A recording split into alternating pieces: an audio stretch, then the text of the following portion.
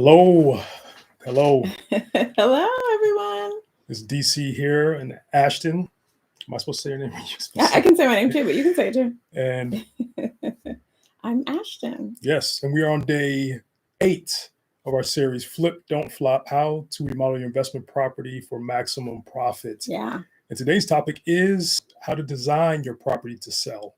Awesome. Yes. Super excited. I love all things design. Mm-hmm. But before we get started, hit that subscribe button and make sure to click that bell so you can be notified when we put more new videos up. We're live for the next couple more weeks, so we'd love to have you with us. Yes, we do. So tip number 1, work within the budget. Yes.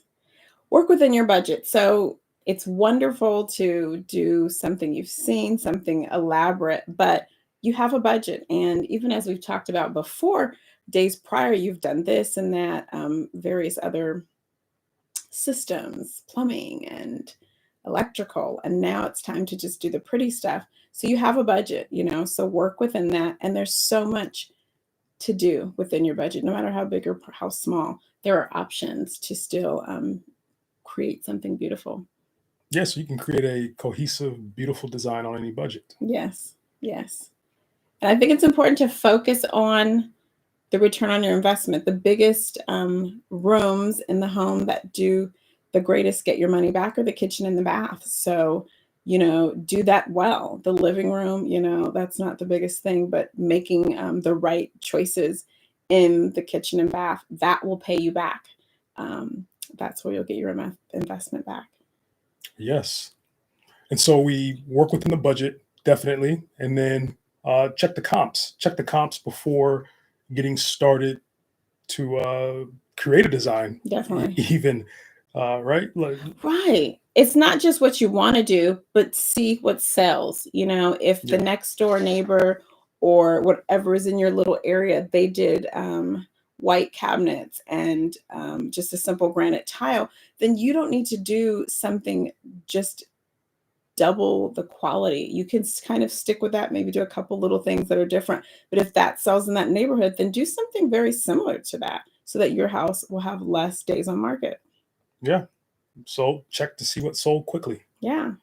And kind of do what they did. And if things are sitting on the market, then you want to do something a little more nicer, or you want to do a little more research as to why those sold and didn't sell and things like that. Right. And knowing the neighborhood is key. Mm-hmm. There's some neighborhoods in every city, Yes. right? Every city that they're just more desirable neighborhoods to be in. And the residents have been there for years and decades. And anytime a house comes up for sale, it gets pulled really fast just because it's that type of neighborhood people want to be in. Correct. Correct. Maybe it's the status in that community that, that's where wonderful homes are. That's where people desire, and right? Good school districts. It's close to this, close to that. Yeah. Especially good school districts. Yeah. Yeah. So, in those type of neighborhoods, I mean, usually, maybe the biggest of rehab isn't necessary. Correct. Correct. And as when we're talking about rehabbing in different neighborhoods, it's variable to different places. But there's some neighborhoods where you don't have to do that much, and it will sell. It will. And especially in this market that we're in right now, we could almost say that about quite a lot of markets. Mm-hmm. So, you need to be aware of those things when considering what design selections, materials that you're going to make. Mm-hmm. Yeah. All right. Did we mention the checklist? Or did you mention it at the beginning or no? But anyways, I didn't. Checklist for free. The REI Remodel checklist, it walks you through beginning to end of your remodel. Yes. So process from 1 to the end. In the description below, click on it, you can get it for free. Awesome. Yes. And so tip number 3 is keep it simple. This is a theme that carries on throughout the remodel. Yes. Keep it simple. Yeah. So appeal to the masses. We're not trying to do some niche design. We're not a boutique design firm designing for some celebrity specific client. Appeal to the masses. You want feet in your door. If you're going to list it, you want people getting through the door and getting great feedback because it appeals to all of them, not doing stuff and like, oh, that was a little too much. And that usually is keeping with what's popular. and what sells. Come on, we've all been to that house, right? Yeah. We go visit that house. Like, why? Why would you Why put did they that? do that? Right. If I buy this house, the first thing I'm gonna do is get rid of that, right? Right. Like white subway tile, it's kind of a thing. You really won't go wrong with it, I mean, you might want to do something different. You can do that with accent tile, but there's certain things that are just going to appeal to a larger crowd. Yes. Or Yeah. even look at builders, Mhm. builders in your neighborhood. If there are, builders, Yes. look to see how they're designing it. They Mhm. put a lot of money and research Yeah, and to develop those designs to appeal to the masses to sell their properties. definitely.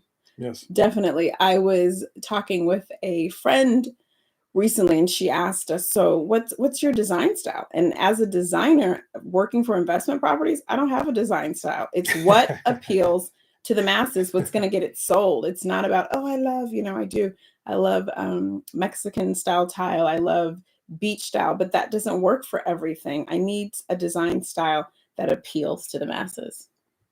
Good advice. Yeah. So also how to keep it simple if we want to get down to the nitty gritty is when we pick our selections in the home, are we picking 15 different paint colors? Every room is a different color. Each bathroom is different than the other bathroom. No, I think you want to keep it simple, work with 1 to 2 colors and allow that to kind of, generally you have your public spaces and maybe your bathrooms. And I mean, literally you can use that same paint chart and stay on that from a little darker and a little lighter, but keep it simple so that people can come through the front door and go all the way to the back of the house and feel like it's cohesive. And then also repetitive on your materials. Carry the same floor throughout. Maybe you change it for your bathrooms, maybe do something different in the bedrooms, but keep it flowing. So from, like I say, from the front door to the back door, it feels like a home. It feels cohesive. It seems like it made sense and it's fresh, it's clean, and it's appealing. And another bonus of keeping it simple is it definitely increases the velocity of Right. the remodel. How you do You it, can get it definitely. done quicker if you're not painting 5 different colors. If you have 8 different Yep. tiles going all different kind of direction, it speeds up the remodel. And the idea here is we Yeah. want to get the remodel done to list it either to rent or to sell Yeah.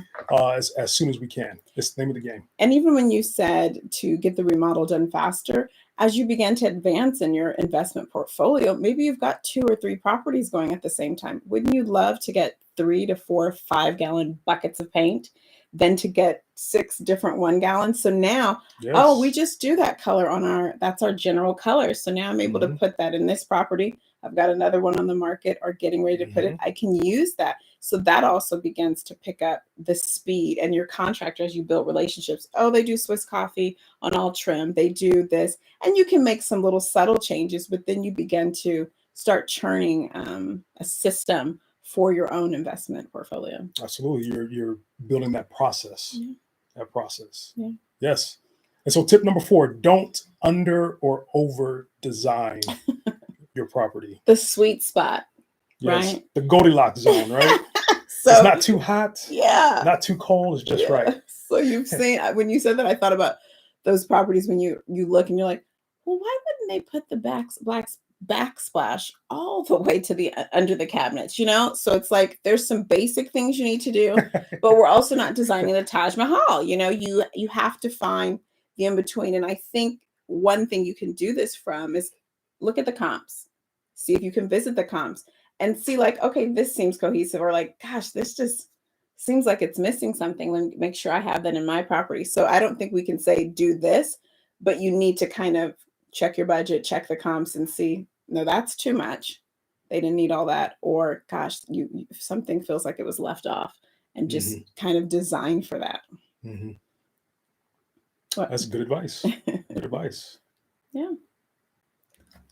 Well, that's about all we have as far as our pointers and tips for designing to sell. But if you have any questions, we'd love for you to put them down in the comments and we will get to them and answer them. Also, we'll remind you that if you'd like that free copy of the REI Remodel checklist, the link is in the description. And we'll be back here tomorrow, 8:30 p.m. Pacific Standard Time. I'm Ashton. And I'm DC. And we want to encourage you to remodel simple. See you then.